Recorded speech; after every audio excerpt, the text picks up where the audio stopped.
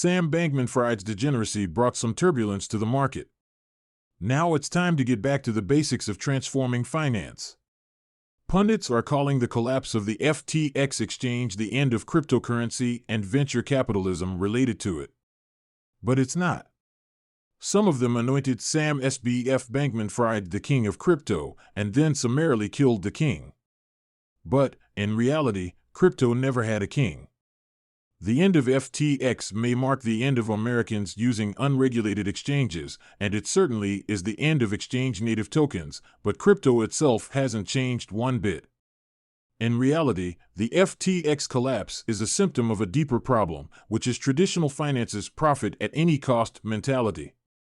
For all the lip service paid to FTX as a regulated entity, at the end of it all, the exchange fell to profit-driven fraud like so many of its traditional counterparts.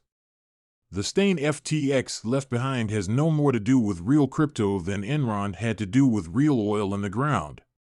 That brings us to SBF and his roots at quantitative trading firm Jane Street.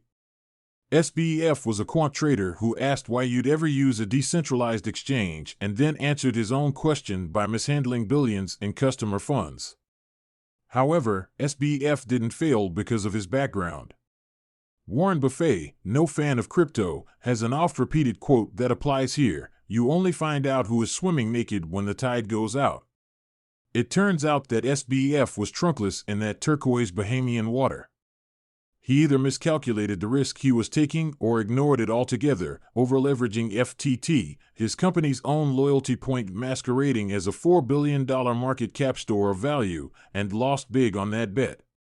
It's time we, as the crypto industry, drop the 10x mentality of seeking to gain enormous profits and focus on the fundamentals that brought so many of us to this world. Crypto was never about the next memecoin or the next X-to-earn application, and absolutely not about minting your own tokens to fund risky business practices. It was about financial self-sovereignty and cutting out the middlemen. It's time to get back to this maxim. Crypto is not a game of exponential gains and speculative bets. Crypto is about recapturing the 3% rent that the financial services industry exacts on businesses and consumers around the world daily. Crypto is about programmability and exploring what thousands of smart developers do when you give them an honest-to-truth API for money. The promise of crypto isn't just profit, it's a system where access to financial services isn't determined by geography, race, gender, or creed. It's a system free of the middlemen that siphon dollars out of our pockets at every turn, and where greedy actors can't treat our life savings like their bankroll at the roulette table. By embracing FTX, we just found a new gambler to back. Crypto winters are always a turning point for digital assets. While the winters destroy value and decimate lives, each winter also leaves us with the legitimate innovations of the last bull cycle. We can choose to let speculation and trading continue to drive our industry, or we can work to disrupt credit card companies, destroy payday lenders, and bank the unbanked. We can continue to be personality obsessed, or the adults in the room can finally stand up.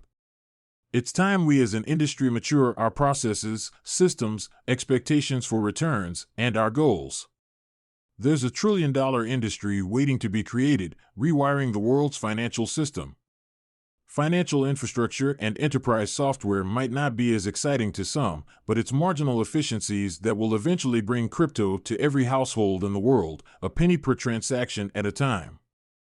JP Morgan's recent entry into DeFi is a notable silver lining to this whole cloud.